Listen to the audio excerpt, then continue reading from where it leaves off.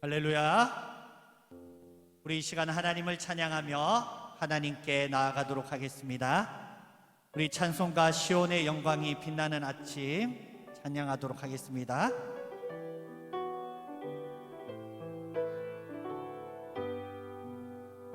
시온의 영광이 빛나는 아침, 어둡더니 땅이 밝아오네. 슬픔과 애통이 기쁨이 되니 시온의 영광이 비춰오네. 시온의 영광이 빛나는 아침, 매였던 종들이 돌아오네. 오래전 선지자 꿈꾸던 복을 만민이 다 같이 누리겠네. 보아라, 광야에 화초가 피고 말랐던 시냇물 흘러오네. 이 산과 저 산이 마주쳐 울려 주 예수 은총을 찬송하네. 땅들아 바다야 많은 섬들아 찬양을 주님께 드리어라. 싸움과 제약이 가득한 땅에 찬송이 하늘에 사무치네. 아멘.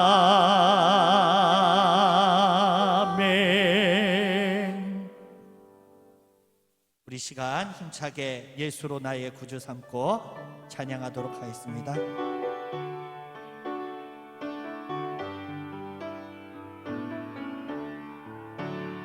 예수로 나의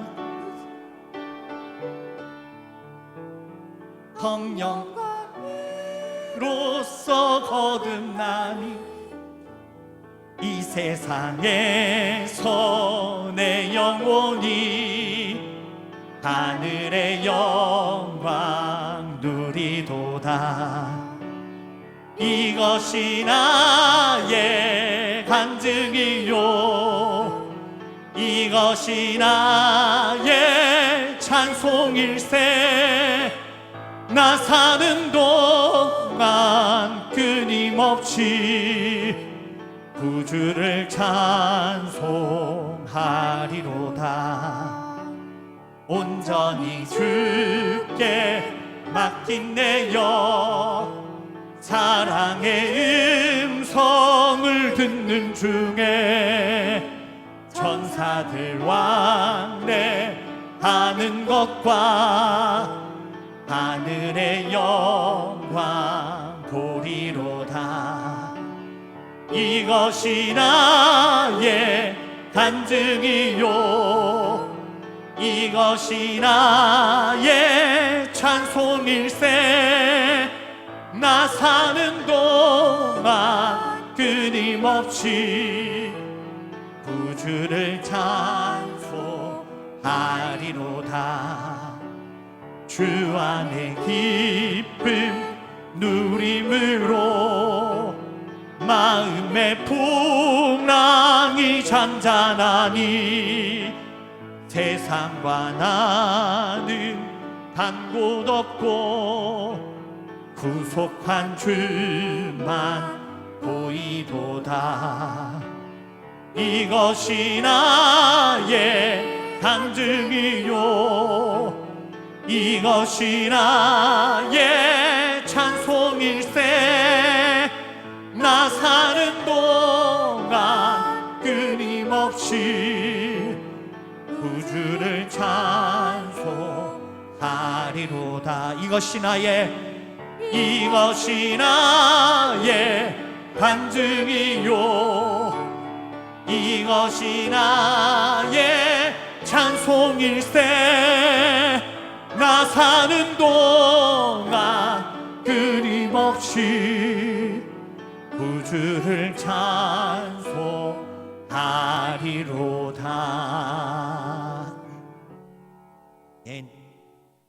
오늘 이 시간은 또 새로운 찬송이지만 지난주에 설교 시간에 소개하였던 내가 누려왔던 모든 것들이 당연한 것이 아니라 은혜였소. 우리 이 찬양으로 하나님께 나아가도록 하겠습니다.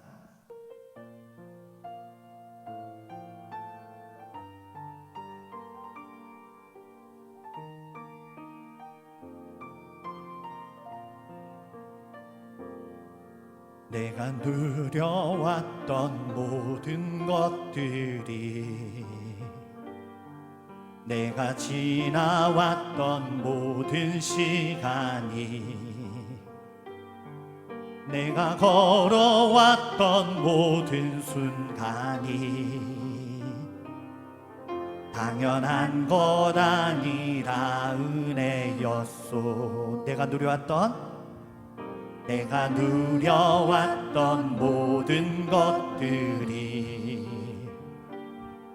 내가 지나왔던 모든 시간이, 내가 걸어왔던 모든 순간이 당연한 것 아니라 은혜였소. 아침 해가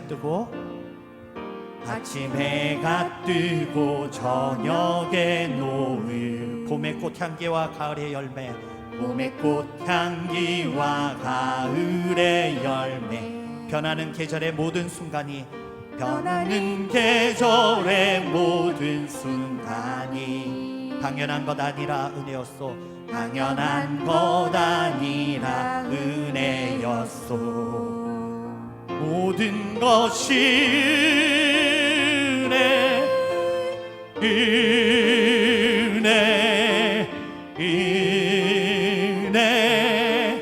한없는 은혜.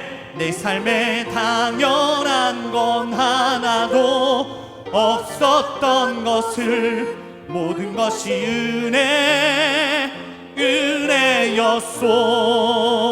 모든 것이 은혜,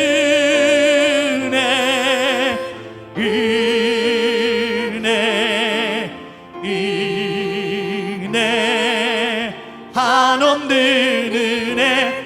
내 삶에 당연한 건 하나도 없었던 것을, 모든 것이 은혜였소. 모든 것이 모든 것이 은혜,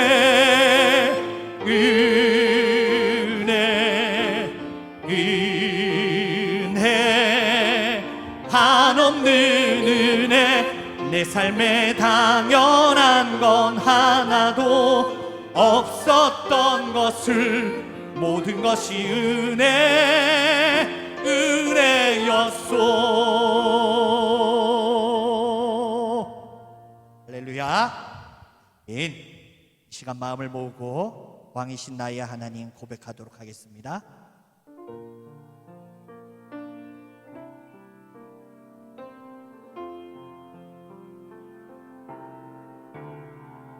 왕이신 나의 하나님, 내가 주를 높이고 영원히 주의 이름이 송축하리이다.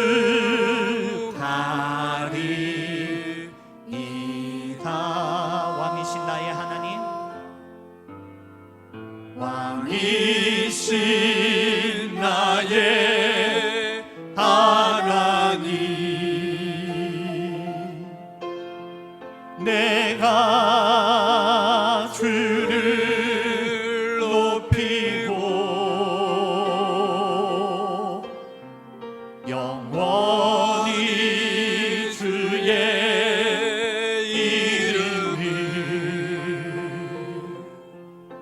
송축하리이다.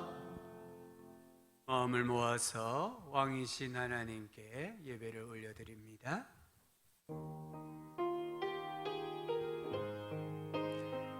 왕이신 하나님 아버지, 이곳에 좌정하여 주시고 주의 크신 인내로 함께하여 주옵소서. 영과 진리로 이루옵소서.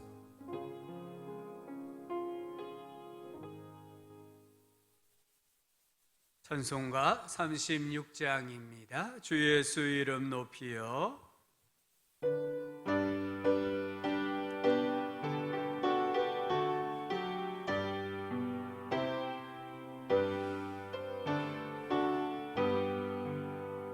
주 예수 이름 높이여 다 찬양하여라. 금멸유관을 들여서 만유의 주 찬양. 금멸유관을 들여서 만유의 주 찬양. 주 예수 경한 고난을 못 잊을 죄이나 내 귀한 몸에 바쳐서 만유의 주 찬양. 내 귀한 몸에 바쳐서 만유의 주 찬양. 이 지구 위에 거하는 온 세상 사람들 이 크신 위로 높여서 만유의 주 찬양. 내 크신 위로 높여서 만유의 주 찬양. 주 믿는 성도 다 함께 주 앞에 엎드려 무궁한 노래 불러서 만유의 주 찬양. 무궁한 노래 불러서 만유의 주 찬양. 아멘. 사도신경으로 우리 신앙을 고백하겠습니다. 나는 전능하신 아버지 하나님 천지의 창조주를 믿습니다. 나는 그의 유일하신 아들 우리 주 예수 그리스도를 믿습니다.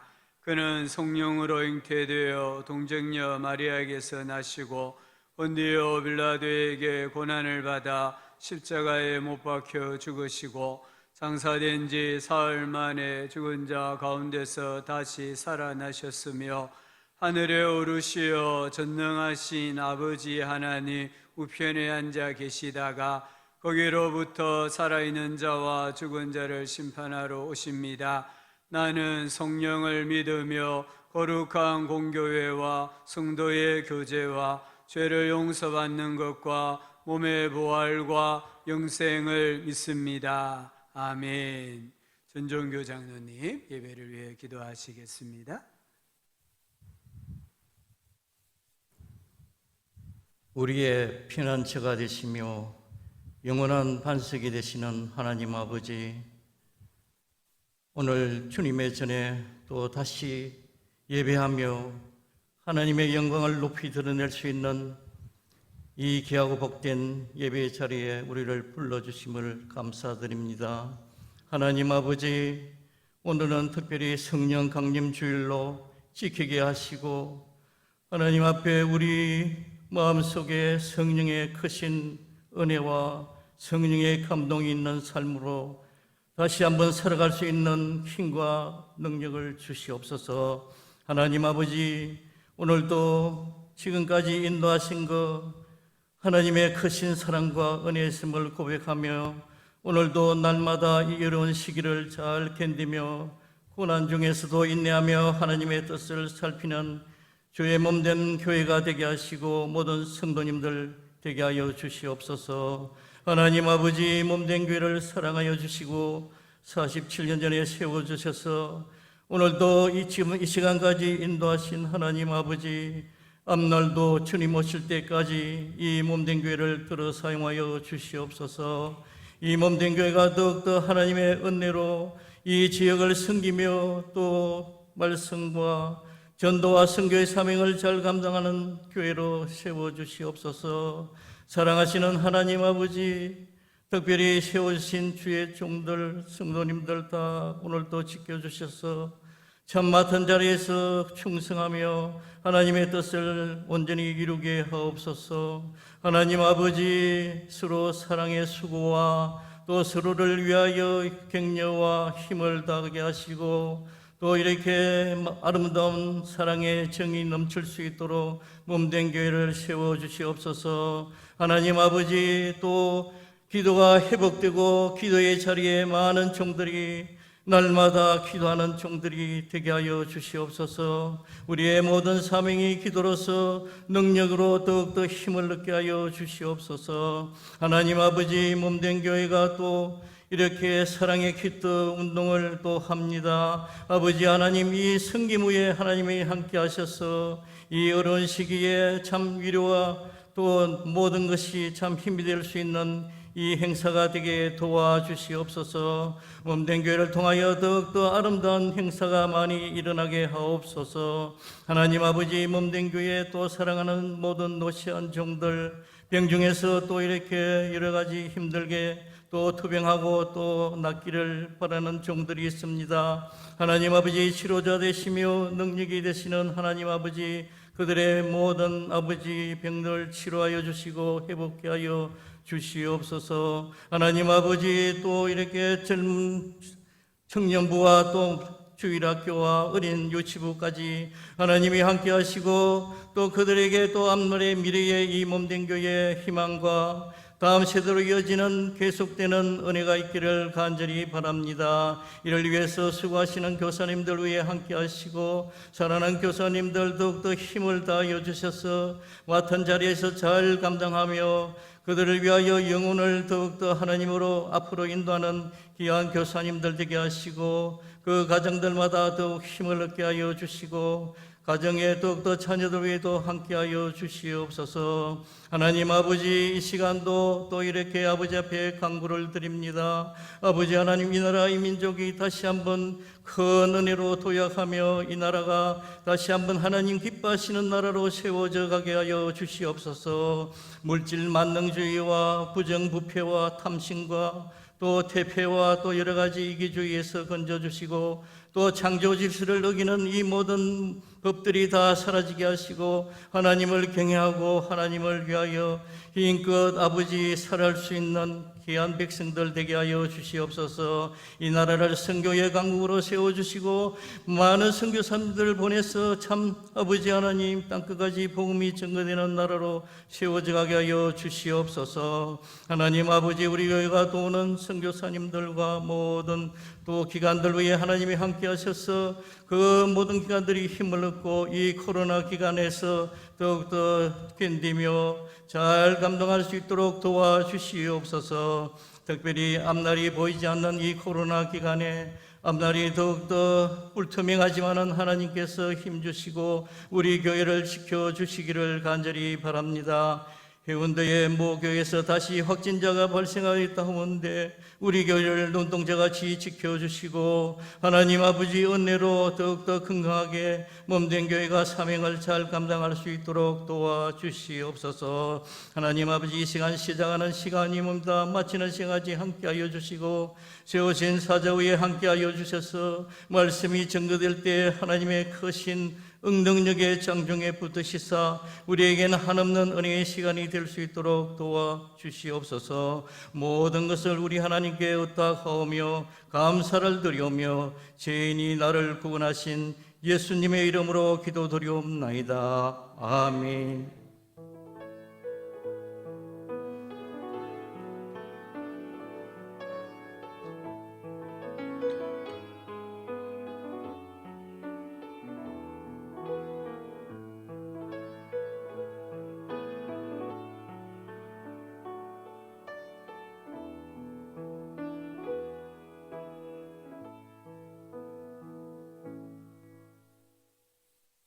하나님의 말씀은 구약 성경 출애굽기 3장 10절입니다. 구약 성경 84쪽 출애굽기 3장 10절부터 12절까지 말씀을 한 목소리로 함께 읽겠습니다. 이제 내가 너를 바로에게 보내어 너에게 내 백성 이스라엘 자손을 애굽에서 인도하여 내게 하리라. 모세가 하나님께 아뢰되 내가 누구이기에 바로에게 가며 이스라엘 자손을 애굽에서 인도하여 내리까? 하나님이 이르시되 내가 반드시 너와 함께 있으리라. 내가 그 백성을 애굽에서 인도하여 낸 후에 너희가 이 산에서 하나님을 섬기리니 이것이 내가 너를 보낸 증거니라. 아멘. 한 주 동안 주님 안에서 평안하셨습니까? 우리 앞뒤에 좌우로 한번 인사합시다. 하나님께서 당신을 사랑하십니다. 아멘. 등대지기 이야기가 있습니다. 아마 들어보신 분도 계실 텐데요.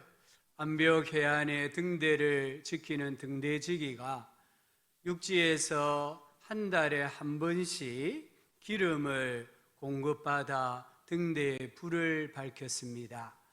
근데 마을 사람들이 기름을 자주 얻으러 왔어요.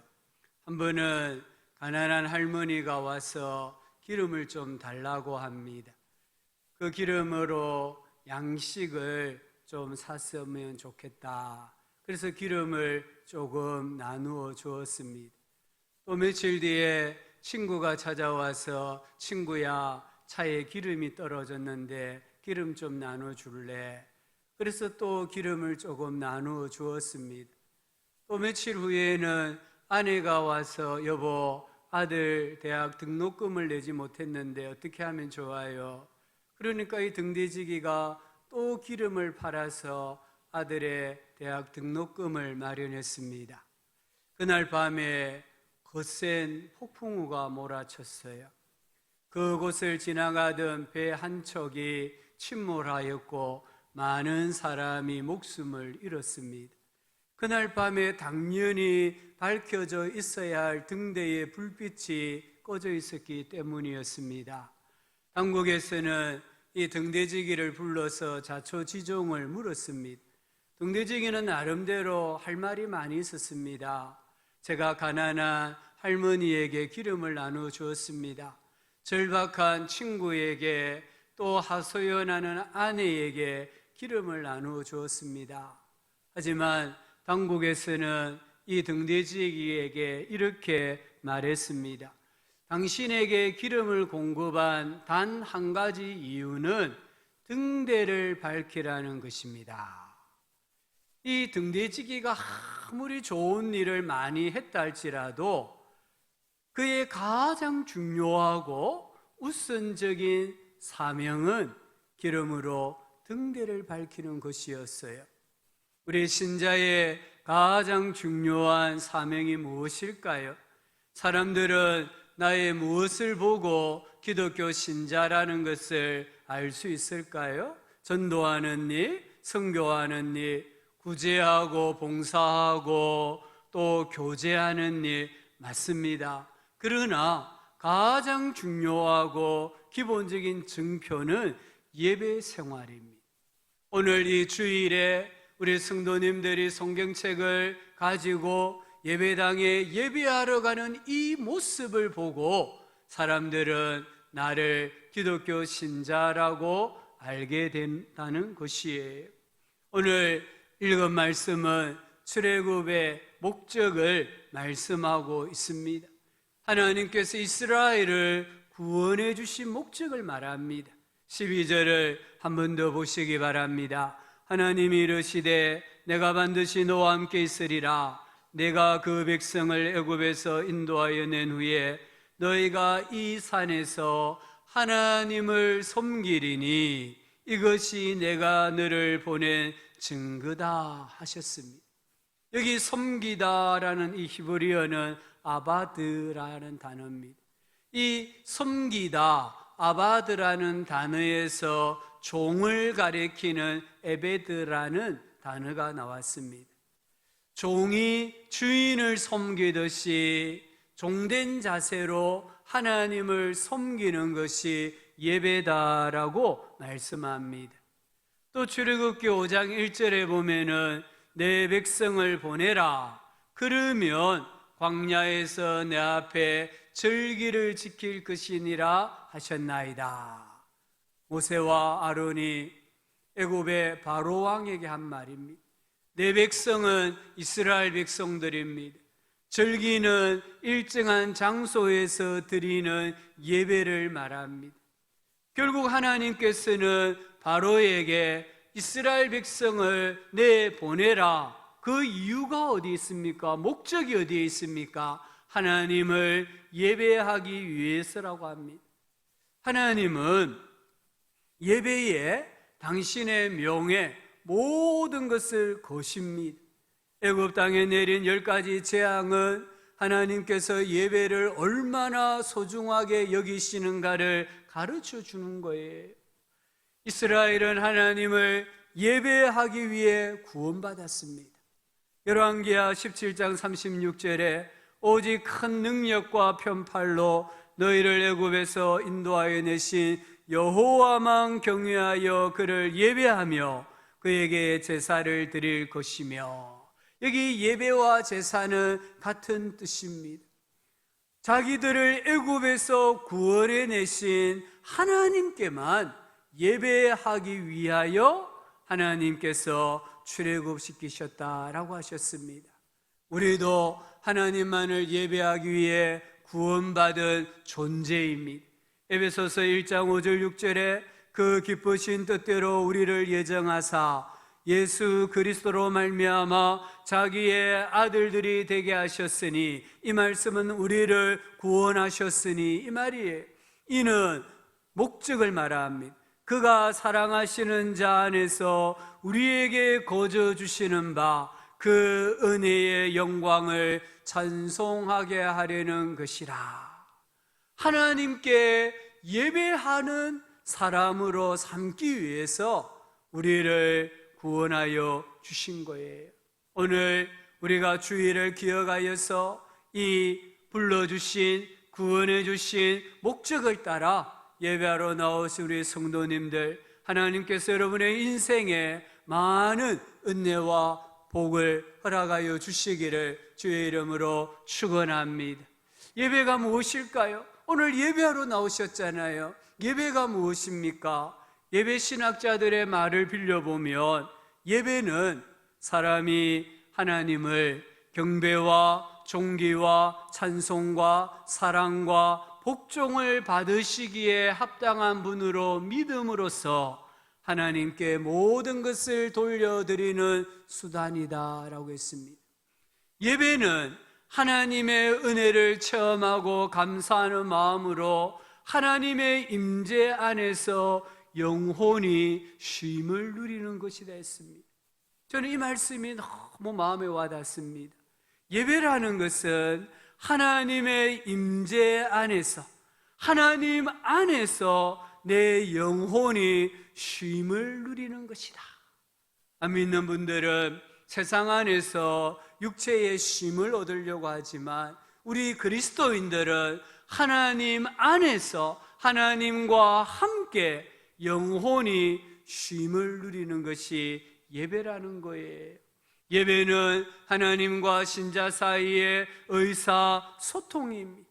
예배는 하나님의 은혜를 깨닫고 알아 그 하나님께 감사와 사랑을 표시하며 자신을 하나님 앞에 헌신하는 것입니다.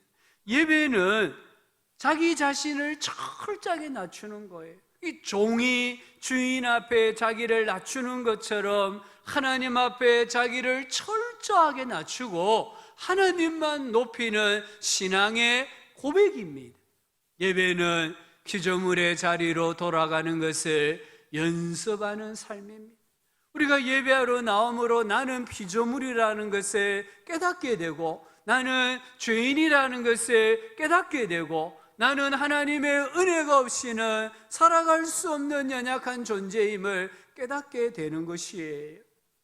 예배는 하나님을 내 삶의 첫 번째에 두는 행위입니다.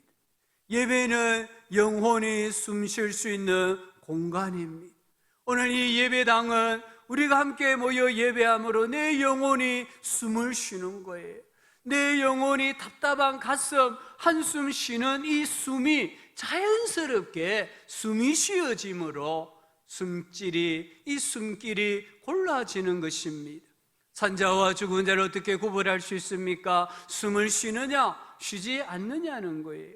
우리가 살아있는 신자인지 죽어가는 신자인지를 어떻게 알 수 있습니까? 영혼이 숨을 쉬느냐 쉬지 않느냐는 것이에요. 영혼은 하나님과 연결된 생명선입니다. 이 생명선은 예배를 통해서 예배하는 동안에 나와 하나님 사이에 구축되어집니다. 우리는 예배를 통해서 하나님과 연결되고 하나님의 생명을 공급받게 되고 땅 위에서 살아가지만 하늘의 백성으로 살아갈 수 있게 됩니다. 숨을 쉬는 것은 시간 낭비가 아니잖아요. 우리 성도님들이 내가 숨 쉬는 시간이 아깝다고 숨을 쉬지 않으면 어떻게 될까요? 죽고 맙니다. 내가 숨 쉬는 시간이 아까워서 1시간 동안 숨 참고 내가 몰아서 쉬어야지 하면은 어떻게 될까요? 죽습니다. 내 인생에서 가장 지루한 일, 재미없는 일, 반복되는 일이 숨쉬기예요. 그러나 이 숨쉬기를 중단을 한다면 나는 죽고 맙니다. 숨 쉬는 시간이 아까워서 한 번 쉬고 걸으고 한 번 쉬고 걸으면은 우리 심장은 부정맥이 생겨요. 부정맥이 생기면은 우리 삶이 쭉 늘어지고요. 결국에는 죽어요. 예배는 생명입니다. 예배는 영혼이 숨쉬는 공간입니다. 예배는 하나님의 임재에 참여하고 하나님을 만나고 경험하는 시간이에요. 내 영혼이 쉼을 누리는 것, 내 영혼이 숨을 쉬는 예배는 결코 시간 낭비가 아닙니다. 이 예배는 거룩한 시간 낭비입니다. 내가 살기 위해 반드시 사용해야 하는 시간 낭비라는 것을 꼭 붙드시기를 주의 이름으로 축복합니다. 성경의 위대한 인물들 전부 다 예배자였습니다. 아브라함은 예배자였습니다. 창세기 12장 7절에 자기에게 나타나신 여호와께 그가 그곳에서 제단을 쌓고 예배를 드렸다는 거예요. 하나님께서 아브라함의 집안을 갈대아 우르에서 불러내셨습니다. 아버지가 하란에 정착하는 바람에 이 가나안까지는 많은 세월이 걸렸지만 하나님께서 아브라함에게 다시 가나안의 여정을 명하셨을 때에 아브라함은 그가 가는 곳마다 하나님께 제단을 쌓았다는 거예요. 예배 생활을 했다는 거예요. 12장 8절에 보면은 거기서 또 베델 동쪽 산으로 옮겨 장막을 칩니다. 이사를 했다는 말입니다. 그런데 그곳에서 여호와께 제단을 쌓고 하나님께 예배 생활을 하고 있습니다. 창세기 13장 4절에 그가 처음으로 제단을 쌓은 곳이라 그가 거기서 여호와의 이름을 불렀더라. 하나님께 예배합니다. 13장 18절에 이에 아브라함이 장막을 옮겨 헤브론으로 갔는데 거기서도 하나님께 제단을 쌓았다라고 합니다. 아브라함에게 있어서 예배 생활은 일상이었습니다. 예배 생활은 거룩한 습관이었습니다. 그러자 이 예배가 쌓이고 쌓여 거룩한 습관이 되니까 창세기 22장에 어떤 역사가 일어납니까? 하나님께서 이삭을 모리아 산에서 번제물로 바치라고 하잖아요. 이 큰 시험과 이 위기 앞에 아브라함이 종들에게 이렇게 말합니다. 22장 5절을 보면 너희는 나귀와 함께 여기서 기다리라. 내가 아이와 함께 저기 가서 뭐 하고요? 예배하고 우리가 너희에게로 돌아오리라. 인생의 최대의 시험을 만났을 때에 하나님께 예배하고 너희에게로 돌아오리라 말합니다.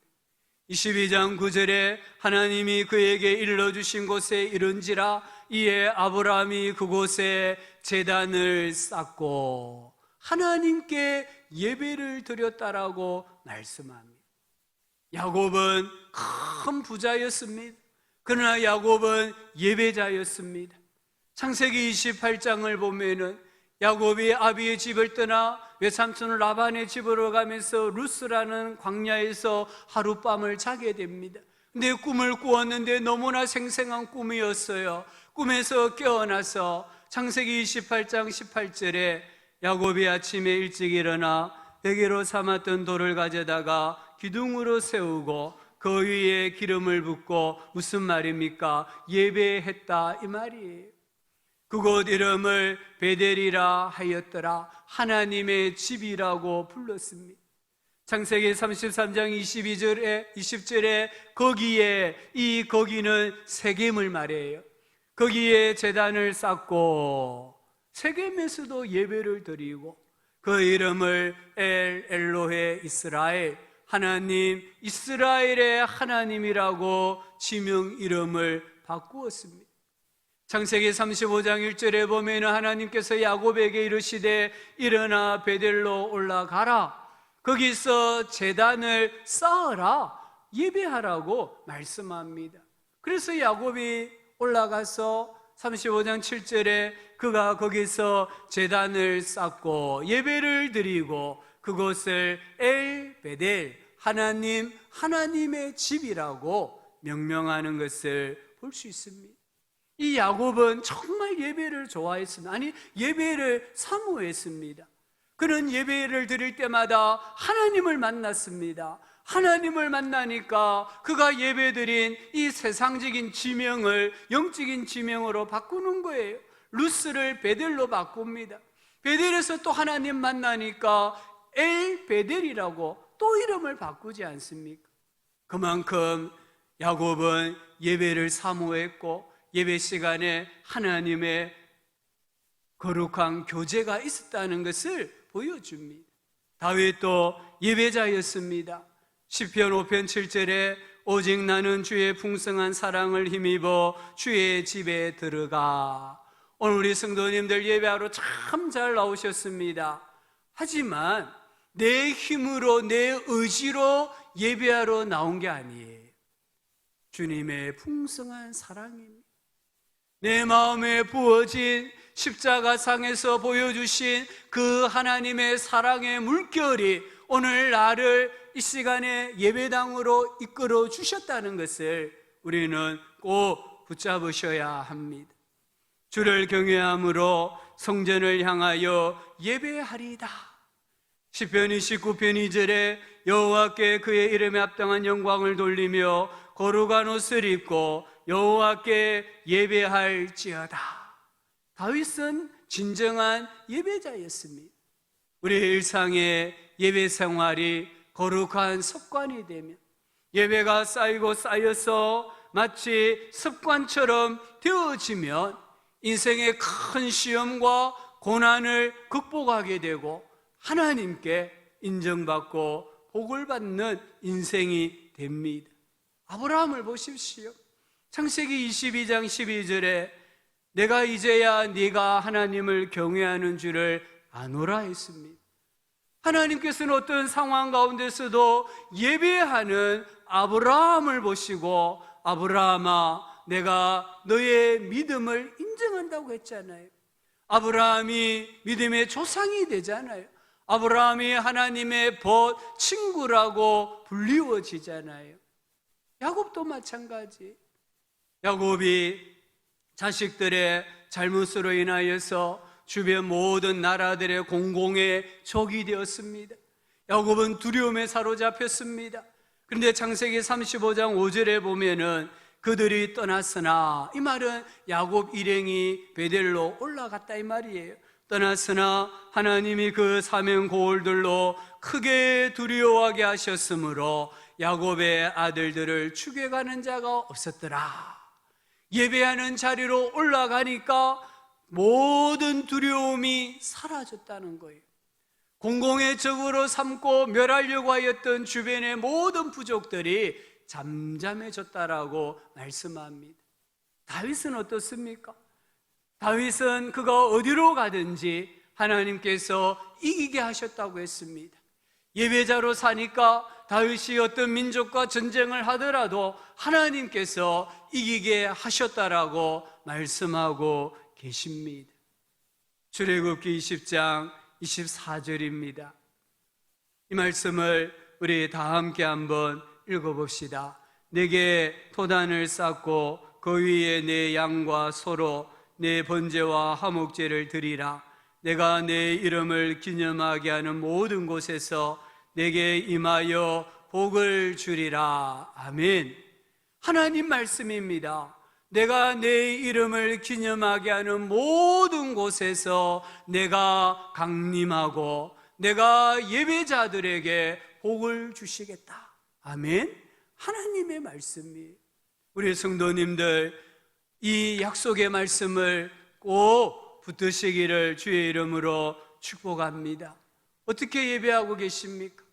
어떤 목사님이 아프리카 선교지를 다녀온 경험을 쓴 글을 읽어보았습니다. 주일이 되어 원주민 교회에 가서 말씀을 전했습니다. 설교가 끝나자 한 성도님이 일어나서 찬양을 하더니 모든 성도가 함께 찬양했어요. 서너 곡 찬양을 부르고 나서는 목사님에게 또 설교를 하라고 했습니다. 목사님 어쩔 수 없이 두 번째 설교를 했습니다. 설교가 끝나자 또 한 성도가 일어나더니 찬양을 하고 모든 성도가 같이 찬양을 부르더니 또 설교하라는 거예요. 또 설교했습니다. 그렇게 해서 그날 아침에 4번 설교를 한 거예요. 예배를 마치니까 오후 5시였다고 합니다. 오전 10시에 시작한 예배가 오후 5시에 마쳐진 거예요. 목사님이 하도 어하해서 선교사님에게 물었답니다. 그때 선교사님이 대답하시기를 이들은 매일 한 끼밖에 못 먹습니다. 옥수수 이래 찧어서 빵을 만들어 하루 한 끼를 먹는다는 거예요. 그런데 주일에는 그 한 끼를 주님께 드리고 자신들은 한 끼도 먹지 않고 온종일 예배를 드립니다라는 설명을 들었대요. 우리는 지금 하나님 앞에 어떻게 예배를 드리고 계십니까? 이곳에 강림하시는 하나님, 이곳에 예배자들에게 복을 명하시는 하나님, 그 하나님께 어떤 자세로, 어떤 마음으로 예배를 드리고 계십니까? 예배에는 몇 가지 원칙이 있습니다. 첫 번째는 거룩함으로 예배해야 됩니다. 저는 예배를 마치 이 고압 전류가 흐르는 전선과 같다고 생각합니다. 수천 볼트, 수만 볼트 전류가 흐릅니다. 그 전선을 맨손으로, 물 묻은 손으로 만지면 그 자리에서 즉사합니다. 그래서 반드시 장갑을 끼든지 절연 제품을 사용해서 전선을 만져야 합니다. 우리가 수요일마다 민수기 말씀을 묵상하고 있습니다. 민수기 3장을 읽어보면은 아론의 두 아들 나답과 아비후가 제사장 직임을 맡은 지 8일째에 하나님의 심판으로 죽임을 당해요. 이 나답과 아비후는 하나님께서 명하시지 아니한 다른 불을 이 성소 분향단에 향을 피우는 데 사용함으로 그 분향단에서 불이 나와가지고 이 나답과 아비후를 그 자리에서 불태워 죽였다고 했습니다. 그러면서 하나님이 뭐라고 말씀하시느냐 하면요, 레위기 10장 9절에 너와 네 자손들이 회막에 들어갈 때에는 포도주나 독주를 마시지 말라. 그리하여 너희 죽음을 면하라. 이는 너희 대대로 지킬 영원한 규례라. 이 규례는 처음에는 없었어요. 나답과 아비후의 사건을 통해서 하나님이 추가적인 규례를 주셨는데, 제사장들은 성소에 들어갈 때에 포도주나 독주를 마시면 안 된다 했습니다. 무슨 말입니까? 우리는 쉽게 생각할 수 있습니다. 나답과 아비후가 술에 취해서 성소에 들어갔다는 말이에요. 술에 취하니까 제정신이 아니죠. 술에 취하니까 자기 마음대로 하잖아요. 그래서 하나님이 명하시지 아니한 다른 불을 가지고 성소에 들어가서 분향단의 향을 피웠다라고 말합니다. 하나님은 거룩하신 분입니다. 거룩하신 하나님 앞에 나아갈 때에 우리가 거룩해야 됩니다. 우리가 주님 앞에 나올 때 내 의지로 나오는 게 아니에요. 내 공로로 나오는 게 아니에요. 나의 어떤 인간적인 것을 의지하고 나오면 우리가 하나님 앞에 나옴으로 죽을 수도 있습니다. 우리가 하나님 앞에 나올 때마다 예수 그리스도의 십자가의 보혈을 의지해야 돼요. 보혈을 지나 주님 앞에 나오고, 보혈을 지나 하나님 앞에 기도하고, 보혈을 지나 찬송하고, 보혈을 지나 예물을 드리고, 보혈을 지나 하나님 앞에 나올 때에 우리가 거룩한 예배자가 되고, 거룩하신 하나님을 배우게 되고, 하나님의 임재를 경험하게 되고, 하나님의 주시는 복을 받아 누릴 수 있음을 꼭 마음에 붙드시기를 주의 이름으로 축복합니다. 어떻게 예배해야 됩니까? 하나님의 말씀대로 해야 됩니다.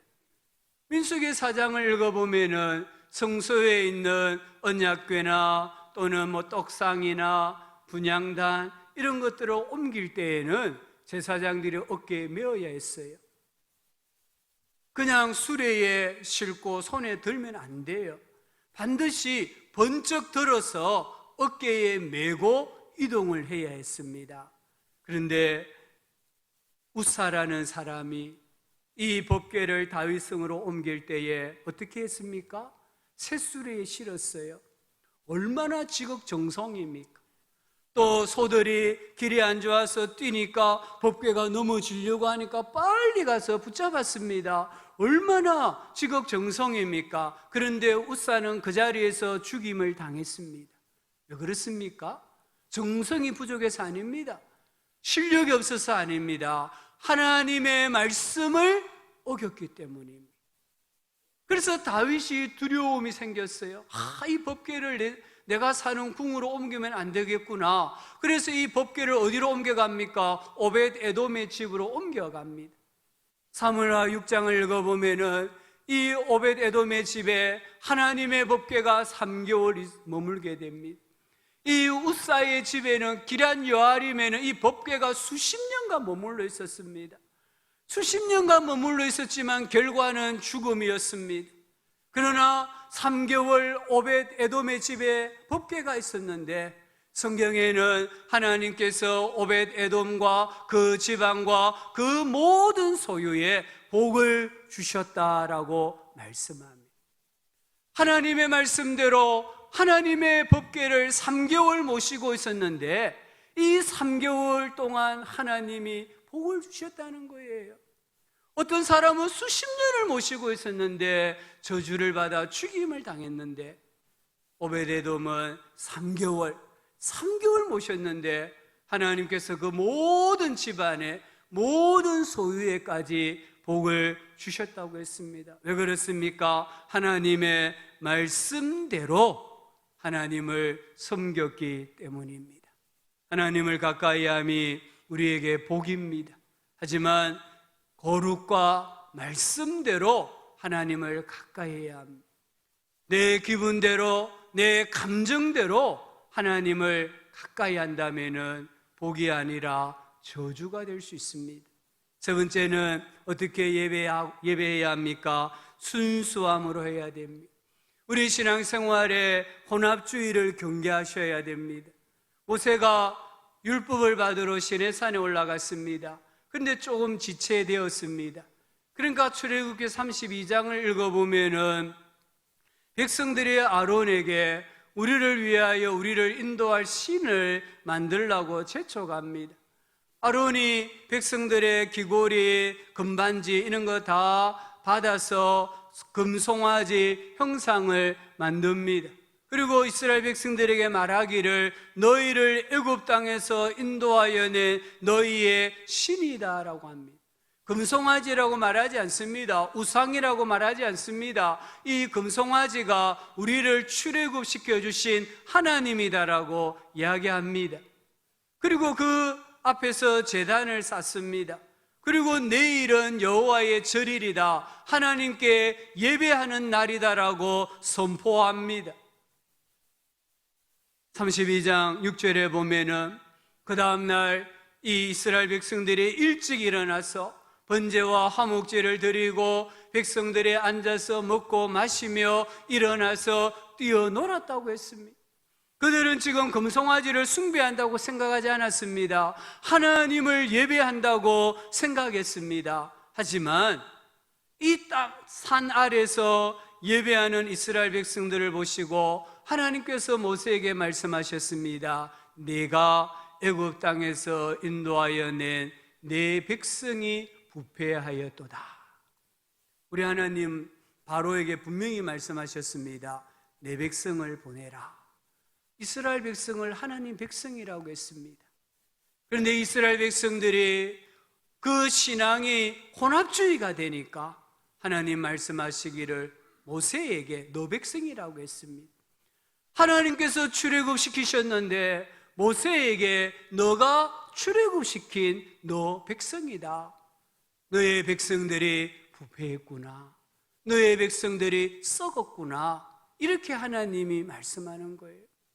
이 이스라엘 백성들은 나름 하나님을 예배한다고 하는데 하나님이 보실 때에는 부패한 거예요. 썩은 거예요. 하나님은 거룩하신 분이십니다. 하나님의 영광과 하나님의 존귀와 하나님이 받으셔야 될 그 모든 것들은 이 땅의 그 어떤 것과도 공유할 수가 없어요.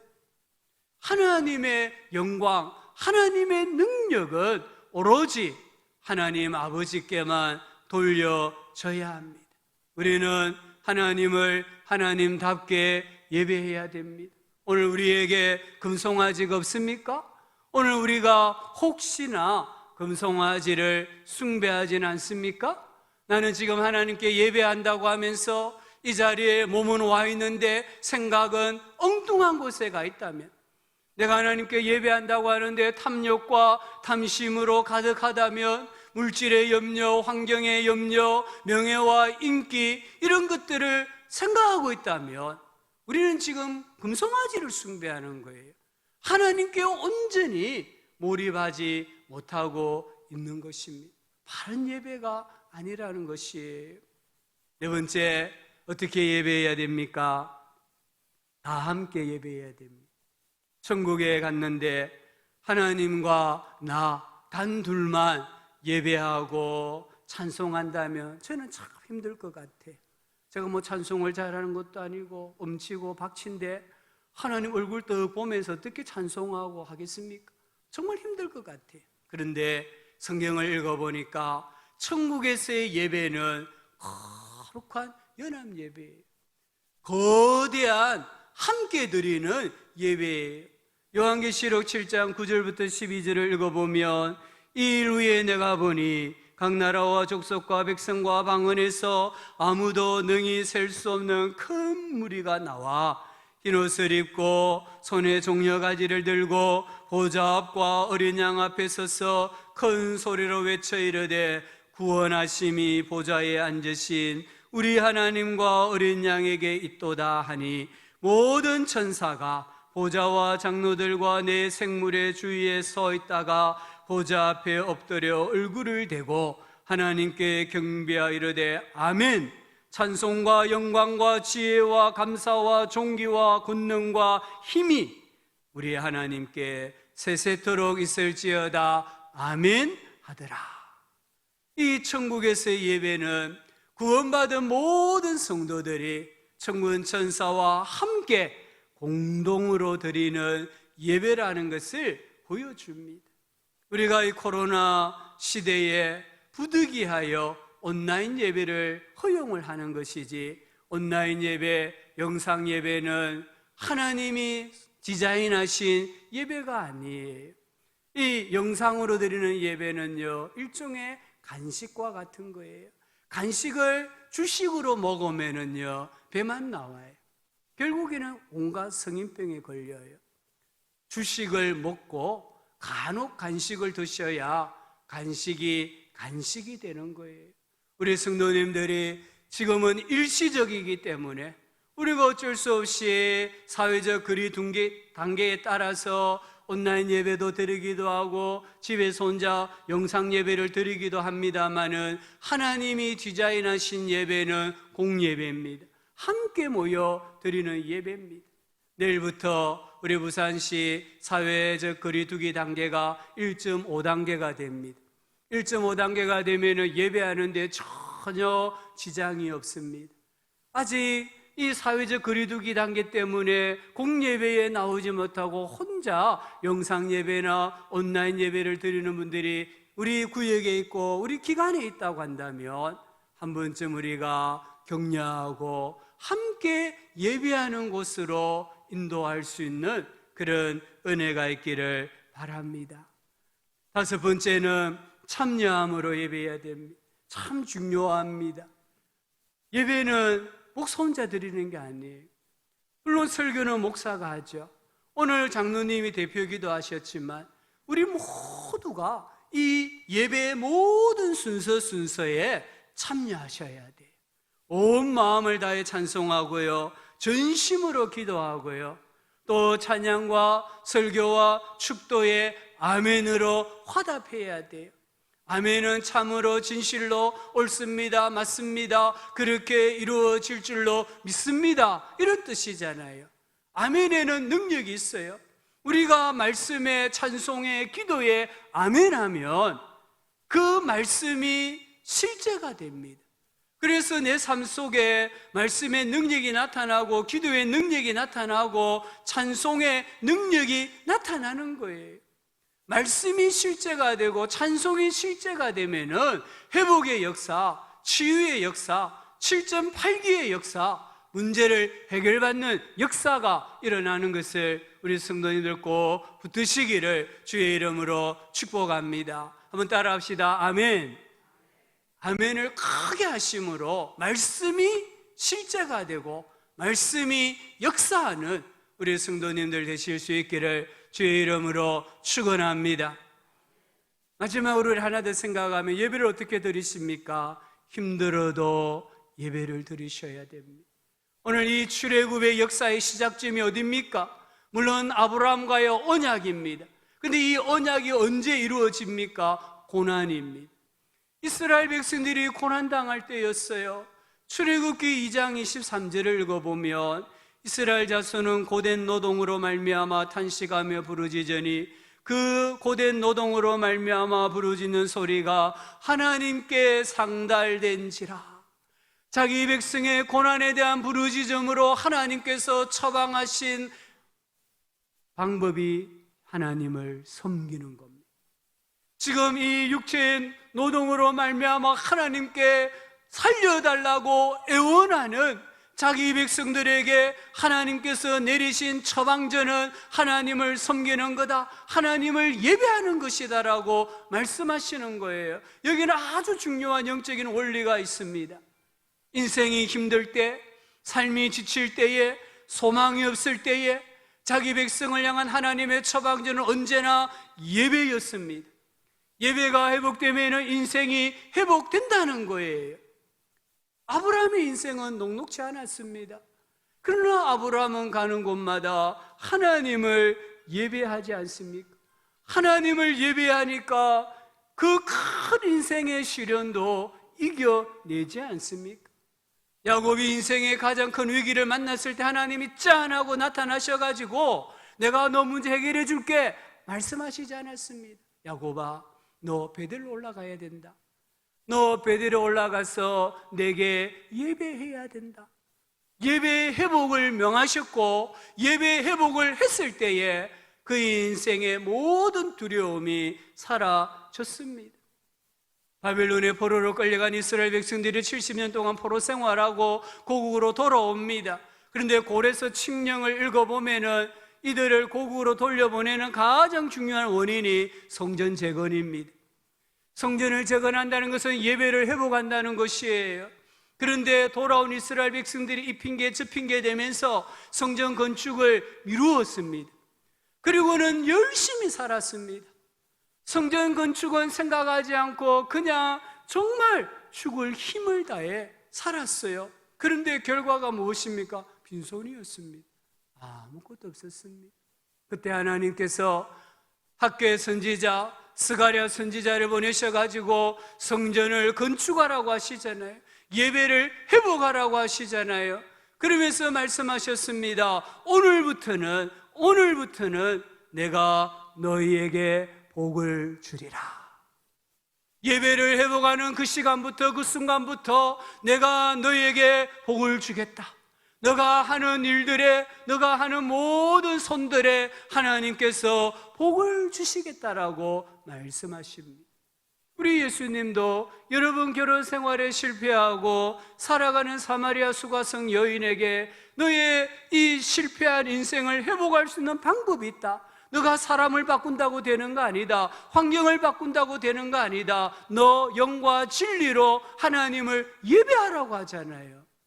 하나님을 예배할 때, 바른 예배자가 될 때에 너의 인생의 모든 어려움이, 낭패가 물러간다라고 말씀하시는 거예요. 그런데 우리는 어떻게 하고 있습니까? 우리는 이 하나님의 영적인 원리 앞에 청개구리가 되고 있지는 않습니까? 우리는 자꾸만 반대로 하려고 합니다. 인생이 어려우면, 시험이 들면, 상처를 받으면 예배의 자리에 나오지 않으려고 합니다. 하나님의 처방전과는 정반대로 하려고 합니다. 우리 예수님께서 수고하고 무거운 짐진 자들아 다 내게로 오라, 내가 너희를 쉬게 하리라 말씀하셨는데 우리는 자꾸만 예수님의 품에서 멀어지는 거예요. 우리는 예배의 문을 열고 기도의 문을 열고 찬송의 문을 열어야 되는데 인생에 어려움이 있고 시험이 오면은 예배의 문도 닫아버리고 기도의 문도 닫아버리고 찬송의 문도 닫아버리고 그러면서 자기 힘으로 해결하려고 하는데 더 깊은 수렁으로 빠져가는 것을 우리는 경험하고 있습니다. 인생이 힘들고 신앙생활이 힘든 진짜 이유가 무엇일까요? 내가 사는 게 왜 이렇게 힘이 듭니까? 내가 신앙생활하는데 왜 이렇게 기쁨이 없습니까? 내가 하나님께 예배를 드린다는데 왜 이래 시험이 많습니까? 진짜 이유는 하나님과의 관계가 틀어졌기 때문이에요. 하나님과의 관계가 틀어졌기 때문에 인생이 힘든 거예요. 상황이 힘든 거예요. 교회를 와도 시험에 드는 거예요. 상처를 받는 거예요. 하나님과의 관계가 올바르게 되면은 어떤 상황과 어떤 환경과 어떤 문제 가운데서도 나는 은혜를 받을 수 있습니다. 하나님을 만날 수 있습니다. 구원의 기쁨과 감격과 즐거움을 회복할 수 있다는 것을 우리 성도님들이 붙잡으셔야 됩니다. 인생이 고달플수록 예배의 자리로 나오시기를 주의 이름으로 축복합니다. 예배의 자리로 나오면 하나님이 크게 보여요. 우리가 멀리서 산을 보면 산이 작아 보이잖아요. 근데 그 산 밑에 가면 산이 얼마나 큰지 모르잖아요. 멀리서 하나님 바라보면 예배의 자리에서 떠나가면 떠나갈수록 하나님은 작아 보이고 문제는 커 보여요. 그런데 예배의 자리로 나오면 문제는 작아 보이고 하나님은 크게 보입니다. 그러면 인생의 문제를 극복할 수 있습니다. 예배의 자리로 나오면 하나님이 나를 사랑하시는구나, 하나님이 내게 말씀하시는구나, 하나님이 내게 일어나 걸으라고 말씀하시는구나, 그 하나님의 음성을 듣게 돼요. 예배의 자리로 나오면 내 인생이 가장 안전하다는 것을 느끼게 돼요. 예배의 자리로 나오면 내가 행복한 사람이라는 걸 깨닫게 돼요. 예배의 자리로 나오면 내가 위대한 인생이구나를 깨달아 알게 되는 것이에요. 나의 삶이 지치고 낙심하고 힘들수록 우리 성도님들 더 예배를 사모하시기 바랍니다. 예배에 집중하시기를 바랍니다. 제가 발레를 잘 모르지만 백조의 호수라는 이 발레 공연을 보면은 여성 발레리나가 보여줄 수 있는 최고난도의 발레 기술이 32번 회전하는 것이라고 해요. 이걸 32의 푸에테라고 부르더라고요. 어떻게 이 가냘픈 여성이 32번을 넘어지지 않고 회전을 할 수 있습니까? 발레리나가 다리 하나로 이 무대에 온몸을 지탱하고요, 다른 한 다리는 높이 들고 그 자리에서 32번 회전을 하는 거예요. 어떻게 할 수 있을까요? 발레리나는 회전을 시작할 때에 가장 먼저 중앙에 있는 관객 중 한 명을 고르고 그 사람을 바라본다고 해요. 그리고 그가 손을 비롯해서 모든 신체가 돌아갈 때에도 얼굴은 그 사람을 계속 응시한다고 해요. 그렇게 해서 32번 회전을 한다고 합니다. 이게 넘어지지 않는 비결이라고 했습니다. 관객 한 사람 딱 정하고 그 사람을 계속 응시합니다. 어떤 경우에도 응시하고 32번을 돌 수 있다는 거예요. 우리 인생의 중심이 누구십니까? 하나님이십니다. 우리 성도님들이 하나님 한 분만 바라보고 그 하나님께 몰입한다면 인생의 어떤 고난도, 역경도, 아픔도, 슬픔도, 낙심도 이겨낼 수 있고, 그 상황에서도 멋지게 32번을 회전하는 발레리나처럼 우리의 삶도 멋진 삶이 되는 줄 믿습니다. 예배라는 것은요, 하나님 중심을 말하는 거예요. 내가 하나님에게 시선을 고정시킨다는 것이에요. 하나님 말씀하셨습니다. 우리를 구원해 주신 목적이 너의 시선을 하나님께 고정시키기 위함이다. 하나님 말씀하셨습니다. 너의 시선을 내게 고정시키는 곳에 내가 강림할 것이다, 내가 너에게 복을 줄 것이다 라고 말씀하셨습니다. 우리 성도님들, 예배가 거룩한 습관이 되고 내 인생 가운데, 내 일주일의 시간 가운데 하나님 앞에 예배하는 이 시간이 가장 거룩한 시간 낭비가 되어짐으로 하나님이 함께 하시고 하나님께 주시는 복을 받아 누리시고 영혼이 잘된 같이 범사가 잘되고 강건한 인생, 위대한 인생으로 살아가실 수 있는 은혜와 복이 임하실 수 있기를 예수님의 이름으로 축원합니다. 아버지 하나님, 우리에게 다시 한번 예배의 단이 회복되게 하여 주시옵소서. 상황이 여의치 않습니다마는 하나님께서 상황을 주실 때마다 예배의 단을 회복함으로 행복한 인생에서 위대한 인생으로 전환되어지는 역사가 있게 하여 주시옵소서. 예수님의 이름으로 기도합니다. 아멘. 찬송가 191장입니다. 내가 매일 기쁘게.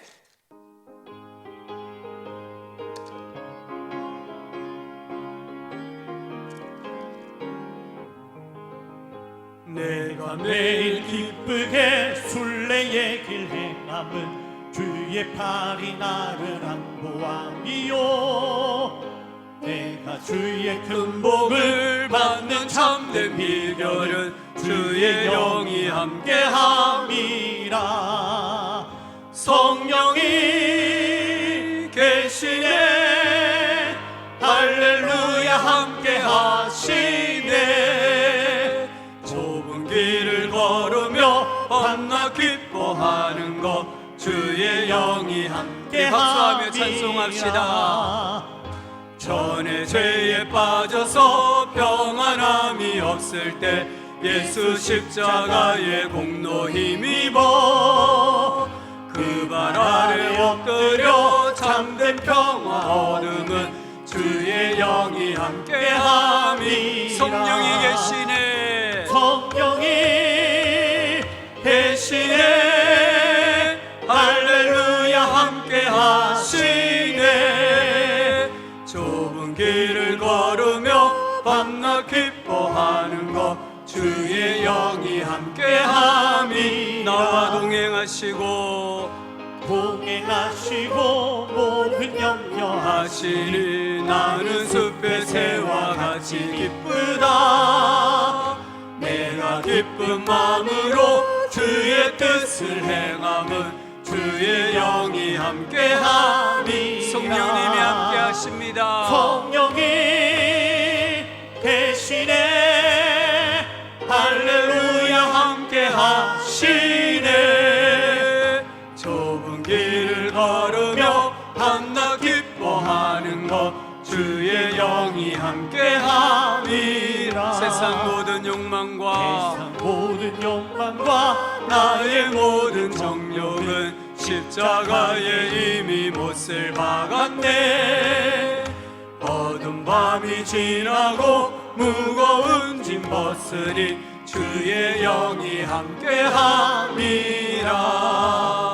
성령이 계시네 할렐루야 함께하시네 좁은 길을 걸으며 밤낮 기뻐하는 것 주의 영이 함께함이라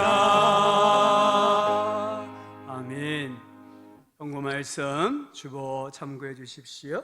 이번 주 목요일 5월 27일은 코로나 극복을 위한 사랑의 생계형 키트 나눔 행사를 합니다.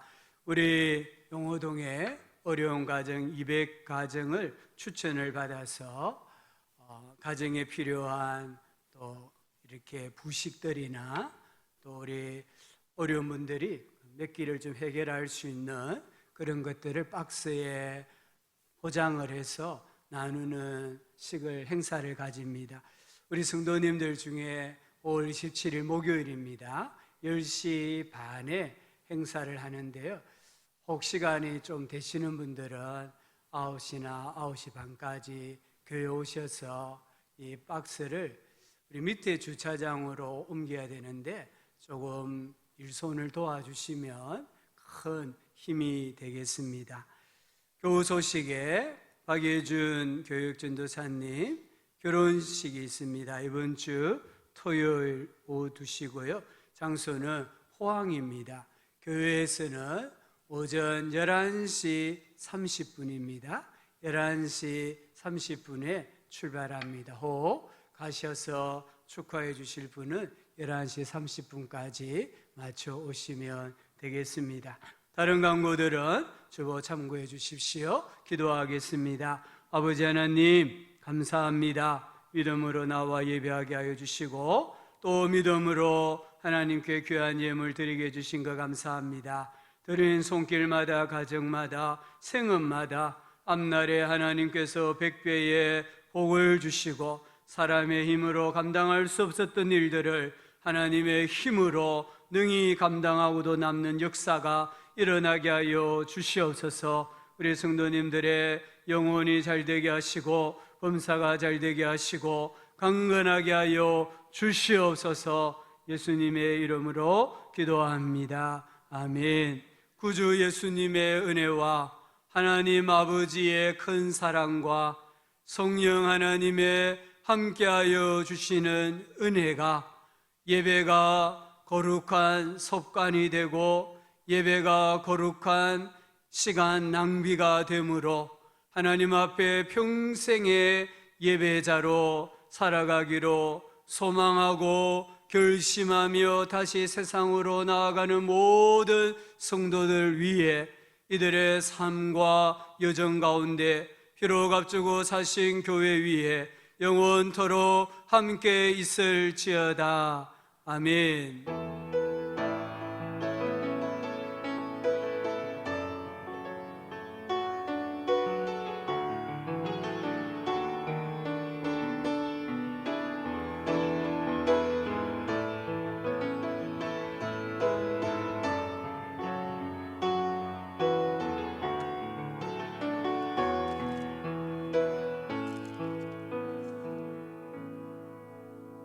예, 우리 배송 찬송가 53장 1절입니다. 성전을 떠나가기 전.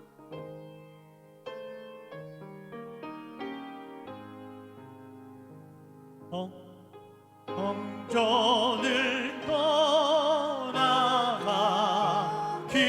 전 머리를 숙일 때 주께서 함께